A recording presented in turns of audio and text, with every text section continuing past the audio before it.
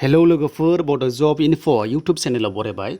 D.EL.Ed नि एग्जामा पस्टपन जाबाय लोगोफोर जायफोर नोंथांमोना एप्लाइ खालामदोंमोन D.EL.Ed नि एग्जामा पस्टपन जाबाय दा फै जों नायनोसै अफिसियेल नटिफिकेसन गोबाव खालामालासिनो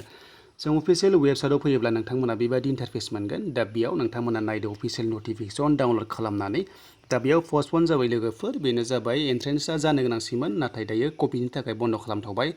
आरो बेखौ लाफिनगोन बादि होनना बुंदों बेनो जाबाय 2 नङाबा 3 जुलाइआव लागोन होनना बुंदों थ' लोगोफोर नोंथांमोना फैबाय थानाय समाव मोनगोन दा जों बे अफिसियेल नटिफिकेसन डाउनलड खालामना नायनो हागोन जे बे पस्टपना जामारबायना जामाराखै दा बेयाव पस्टपन खालामबाय लोगोफोर नोंथांमोननि एन्ट्रेन्सआ जाफिनगोन 3 नङाबा 2 जुलाइआव जागोन होनना बुंदों आरो बेखौ फैबाय थानाय समाव अफिसियेल नटिफिकेसन होगोन दा बेनोसै लोगोफोर प्रि एन्ट्रेन्स टेस्टआ नोंथांमोना जायफोर D.EL.Ed नि नोंथांमोना एप्लाइ खालामदोंमोन दायो पस्टपन जाथ'बाय नोंथांमोना गोदानै फैबाय थानाय अफिसियेल नटिस मोनगोन आरो आं नोंथांमोना थाबैनो होगोन जायफोरा एप्लाइ खालामदों नोंथांमोना आपडेटखौ नायबाय थाबानो जाबाय स' लोगोफोर बेनोसैमोन आपडेटआ